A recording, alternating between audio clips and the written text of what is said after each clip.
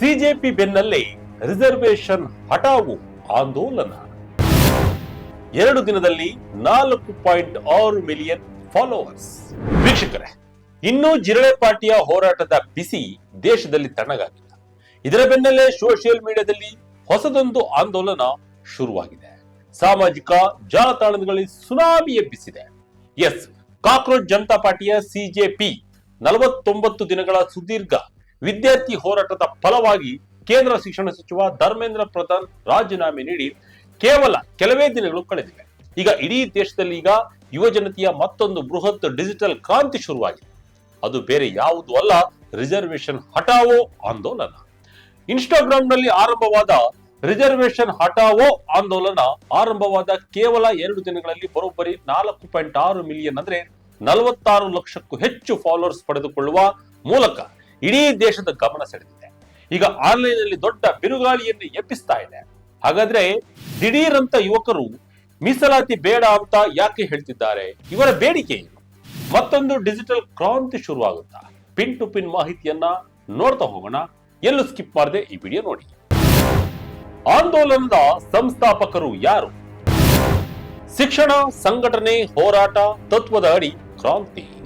S, reservation ಹಠಾವು ಆಂದೋಲನ ಈಗ online ನಲ್ಲಿ ಸುನಾಮಿಯಂತೆ ಮುನ್ನುಗ್ತಾ ಇದೆ.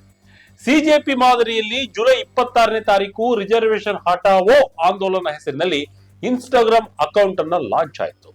2 ದಿನದಲ್ಲಿ 4.8 ಮಿಲಿಯನ್ ಜನ ಈ ಅಕೌಂಟ್ ಫಾಲೋ ಮಾಡಿದ್ದಾರೆ. ಯೂಟ್ಯೂಬರ್ ಅಜಿತ್ ಭಾರತಿ ಈ ಅಕೌಂಟ್ ಅನ್ನ ಹ್ಯಾಂಡಲ್ ಮಾಡುತ್ತಿದ್ದಾರೆ. ಇನ್ಸ್ಟಾಗ್ರಾಮ್ ನಲ್ಲಿ ರಿಸರ್ವೇಶನ್ ಹಠಾವೋ ಮೂವ್ಮೆಂಟ್ ಎಂಬ ಐಡಿಯೊಂದಿಗೆ ಆರಂಭವಾಗಿರುವ ಈ ಪೇಜ್ ಇದುವರೆಗೆ 109 ಪೋಸ್ಟ್ ಗಳನ್ನು ಹಂಚಿಕೊಂಡಿದ್ದು ಕೇವಲ ಒಂದು ಖಾತೆಯನ್ನ ಅಂದರೆ ಭಾರತೀಯ ಸೇನೆಯನ್ನ ಮಾತ್ರ ಫಾಲೋ ಮಾಡ್ತಾ ಇದೆ. ಬದಲಾವಣೆ ಬಯಸುವ ನಾಗರಿಕರ ಧ್ವನಿ ಎಂದು ಬಯೋದಲ್ಲಿ ಬರೆದುಕೊಂಡಿದೆ. ಯಾವುದೇ ರಾಜಕೀಯ ಪಕ್ಷಕ್ಕೂ ನಮ್ಮ ಬೆಂಬಲವಿಲ್ಲ. ನಮ್ಮದು ಕೇವಲ ನೀತಿ ಆಧಾರಿತ ನಾಗರಿಕ ಹೋರಾಟ. ಸಂವಿಧಾನ ಶಿಲ್ಪಿ ಡಾಕ್ಟರ್ BR ಅಂಬೇಡ್ಕರ್ ಅವರ ಪ್ರಸಿದ್ಧ ಘೋಷಣೆಯಾದ ಶಿಕ್ಷಣ ಪಡೆಯಿರಿ, ಸಂಘಟಿತರಾಗಿ ಹೋರಾಡಿ ಎಂಬುದನ್ನೇ ನಮ್ಮ ಪ್ರಮುಖ ಘೋಷವಾಕ್ಯವನ್ನಾಗಿ ಮಾಡಿಕೊಂಡಿದೆ. ಸಾರಿ ಜಾತಿ ಏಕ್ ಸಮಾನ್, ಮೇರಾ ಬಸ್ ಯೇ ದೇಶ್ ಮಹಾನ್.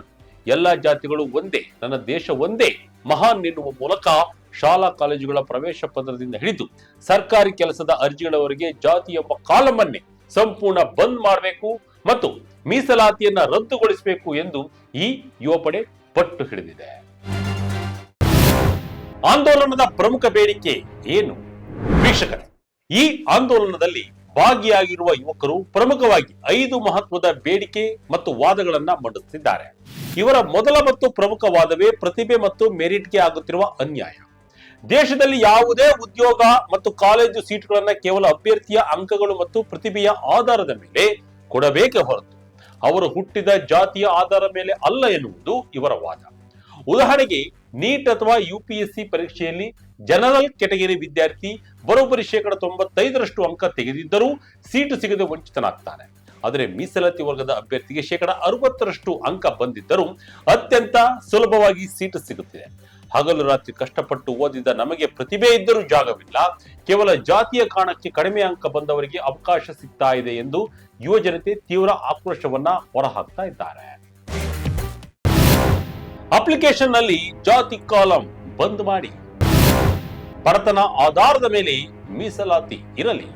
ವೀಕ್ಷಕರೇ, ಇವರ ಎರಡನೇ ಬೇಡಿಕೆ ಏನಂದ್ರೆ, ದೇಶದಲ್ಲಿ ಜಾತಿ ತಾರತಮ್ಯ ನಿಜವಾಗಿಯೂ ತೊಲಗಬೇಕು ಎಂದರೆ ಮೊದಲು ಸರ್ಕಾರವೇ ನಾಗರಿಕರನ್ನ ಜಾತಿಯ ಆಧಾರದಲ್ಲಿ ನೋಡುವುದನ್ನ ನಿಲ್ಲಿಸಬೇಕು. ಶಾಲಾ ಕಾಲೇಜುಗಳ ಅಡ್ಮಿಷನ್ ಫಾರ್ಮ್ಗಳಲ್ಲಿ ಮತ್ತು ಸರ್ಕಾರಿ ಕೆಲಸದ ಅಪ್ಲಿಕೇಶನ್ಗಳಲ್ಲಿ ಜಾತಿ ಎಂಬ ಕಾಲಂ ಕೇಳುವುದನ್ನೇ ಕಡ್ಡಾಯವಾಗಿ ಬಂದ್ ಮಾಡಿ ಎಂದು ಒತ್ತಾಯಿಸಿದ್ದಾರೆ. ಇನ್ನು ಇವರ ಮೂರನೇ ವಾದ ಅತ್ಯಂತ ಮಹತ್ವದ್ದು. ಅದುವೇ ಆರ್ಥಿಕ ಆಧಾರದ ಮೇಲೆ ಮೀಸಲಾತಿ. ಸೌಲಭ್ಯಗಳು ಮತ್ತು ಸಹಾಯ ಬೇಕಾಗಿರುವುದು ಬಡವರಿಗೆ ಹೊರತು ಜಾತಿಗಲ್ಲ. ಉನ್ನತ ಜಾತಿಗೆ ಸೇರಿದವರಾಗಿದ್ದರೂ ಬಡವರಿಗೆ ಸೌಲಭ್ಯ ಸಿಗಬೇಕು. ಶ್ರೀಮಂತರು ಎಷ್ಟೇ ಕೆಳಜಾತಿಯವರಾಗಿದ್ದರೂ ಅವರಿಗೆ ಮೀಸಲಾತಿ ಸೌಲಭ್ಯ ಸಿಗಬಾರದು. ಸಂಪೂರ್ಣ ಮೀಸಲಾತಿ ವ್ಯವಸ್ಥೆಯನ್ನ ಕೇವಲ ಕುಟುಂಬದ ವಾರ್ಷಿಕ ಆದಾಯ ಮತ್ತು ಬಡತನದ ಆಧಾರದ ಮೇಲೆ ಮಾತ್ರವೇ ಕೊಡಬೇಕು ಎಂದು ಯುವಜನತೆ ಒತ್ತಾಯಿಸುತ್ತಿದ್ದಾರೆ. ಮೀಸಲಾತಿಯಿಂದ ಜಾತಿ ಪದ್ಧತಿ ಜೀವಂತವಾಗಿದೆ. ವೀಕ್ಷಕರೇ, ಇವರ ನಾಲ್ಕನೇ ವಾದವೇನೆಂದರೆ, ಇಂದು ಜನರು ತಮ್ಮ ಜಾತಿಯ ಗುರುತನ್ನ ಬಿಟ್ಟುಕೊಡದೆ ಅದನ್ನ ಗಟ್ಟಿಯಾಗಿ ಹಿಡಿದುಕೊಳ್ಳಲು ಈ ಮೀಸಲಾತಿ ಸೌಲಭ್ಯವೇ ಮುಖ್ಯ ಕಾರಣವಾಗಿದೆ. ಇದು ಸಮಾಜದಲ್ಲಿ ಜನರನ್ನ ಪ್ರತ್ಯೇಕವಾಗಿಸಿ ನಮ್ಮ ಒಗ್ಗಟ್ಟನ್ನು ಒಡೆಯುತ್ತಿದೆ ಎನ್ನುವುದು ಇವರ ಕಳವಳ. ಇನ್ನು 5ನೇ ವಾದ ಏನಂದ್ರೆ ಬ್ರೇನ್ ಡ್ರೈನ್ ಅಥವಾ ಪ್ರತಿಭೆಗಳ ವಲಸೆ.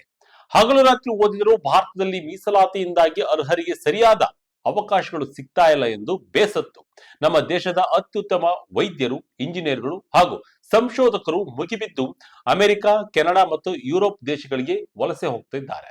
ಇದು ಭಾರತದ ಭವಿಷ್ಯಕ್ಕೆ ಅತಿದೊಡ್ಡ ಹಿನ್ನಡೆಯನ್ನ ತರ್ತಾ ಇದೆ ಎಂದು ಆಂದೋಲನ ಹೇಳಿದೆ. ಮೀಸಲಾತಿ ಬಗ್ಗೆ ಸುಪ್ರೀಂ ಕೋರ್ಟ್ ಹೇಳಿದ್ದೇನು? 2024 ಆಗಸ್ಟ್ ನಲ್ಲಿ ಸುಪ್ರೀಂ ಕೋರ್ಟ್ನ 7 ನ್ಯಾಯಾಧೀಶರ ಸಾಂವಿಧಾನಿಕ ಪೀಠ ಐತಿಹಾಸಿಕ ತೀರ್ಪನ್ನು ಕೊಟ್ಟಿದೆ. ಪರಿಶಿಷ್ಟ ಜಾತಿ ಮತ್ತು ಪರಿಶಿಷ್ಟ ಪಂಗಡಗಳ ಒಳಗೂ ಕೂಡ ಕ್ರಿಮಿ ಲೇಯರ್ ಗುರುತಿಸಬೇಕು ಅಂತ ಹೇಳಿದೆ. ಕ್ರಿಮಿ ಲೇಯರ್ ಅಂದ್ರೆ ಸಾಮಾಜಿಕವಾಗಿ ಮತ್ತು ಆರ್ಥಿಕವಾಗಿ ಉತ್ತಮ ಸ್ಥಿತಿಯಲ್ಲಿರುವ ಜನರು ಎಂದು ಅರ್ಥ.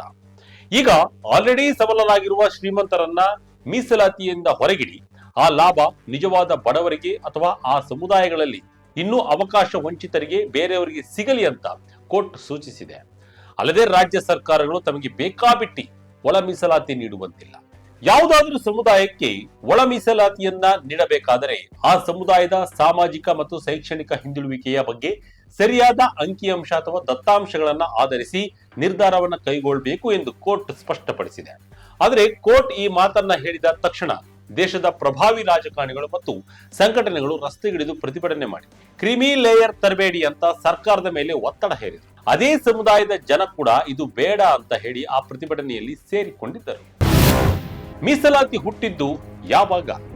ವೀಕ್ಷಕರೇ, ಇಲ್ಲಿ ನಾವು ಮೀಸಲಾತಿಯ ಇತಿಹಾಸವನ್ನ ಒಮ್ಮೆ ಗಮನಿಸಲೇಬೇಕು.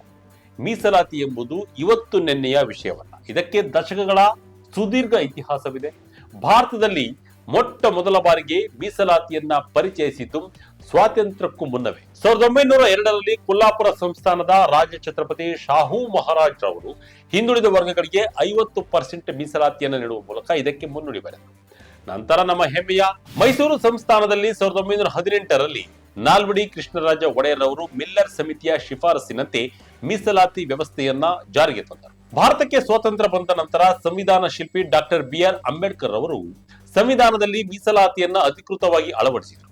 ಇಲ್ಲಿ ಒಂದು ಮುಖ್ಯವಾದ ವಿಷಯವೇನೆಂದರೆ ಮೀಸಲಾತಿಯ ಮೂಲ ಉದ್ದೇಶ ಕೇವಲ ಬಡತನ ನಿರ್ಮೂಲನೆಯಾಗಿರಲಿಲ್ಲ. ಬದಲಾಗಿ ಸಾವಿರಾರು ವರ್ಷಗಳಿಂದ ಜಾತಿ ಪದ್ಧತಿಯ ಕ್ರೂರ ಶೋಷಣೆಗೆ ಒಳಗಾಗಿ ಶಿಕ್ಷಣ, ಸಂಪತ್ತು ಮತ್ತು ರಾಜಕೀಯ ಅಧಿಕಾರದಿಂದ ಪೂರ್ತಿಯಾಗಿ ವಂಚಿತರಾಗಿದ್ದ ದಲಿತರು ಮತ್ತು ಶೋಷಿತ ಸಮುದಾಯಗಳಿಗೆ ಸಮಾಜದಲ್ಲಿ ಸರಿಯಾದ ಪ್ರಾತಿನಿಧ್ಯ ಮತ್ತು ಸಮಾನ ಗೌರವ ನೀಡುವುದಾಗಿತ್ತು. ಸಂವಿಧಾನದ 15ನೇ ಮತ್ತು 16ನೇ ವಿಧಿಯಡಿ ಶಿಕ್ಷಣ ಮತ್ತು ಉದ್ಯೋಗದಲ್ಲಿ ಮೀಸಲಾತಿಯನ್ನ ಕಲ್ಪಿಸಲಾಯಿತು. ಸಮಾಜದ ಮುಖ್ಯವಾಹಿನಿಯಿಂದ ದೂರ ಉಳಿದಿದ್ದ ಸಮುದಾಯಗಳನ್ನ ಮೇಲೆತ್ತಲು ಇದೊಂದು ಸಮಾಜ ಸುಧಾರಣಾ ಅಸ್ತ್ರವಾಗಿತ್ತು.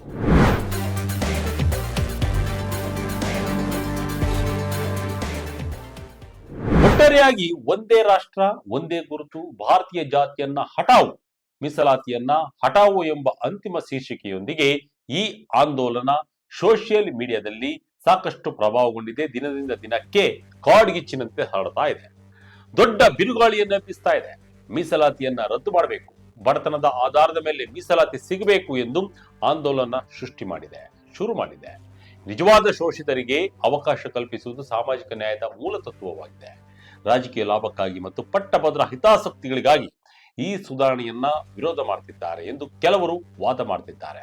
ಭಾರತದ ಯುವ ಜನತೆ ಸೋಷಿಯಲ್ ಮೀಡಿಯಾದಲ್ಲಿ ಇತಿಹಾಸ ಸೃಷ್ಟಿಸುತ್ತಾ ಕೇವಲ 5 ದಿನದಲ್ಲಿ ಬರೋಬ್ಬರಿ 46 ಲಕ್ಷ ಬೆಂಬಲಿಗರನ್ನ ಒಗ್ಗೂಡಿಸಿ ಮೀಸಲಾತಿ ವಿರುದ್ಧ ಹೋರಾಟ ಮಾಡ್ತಿದ್ದಾರೆ.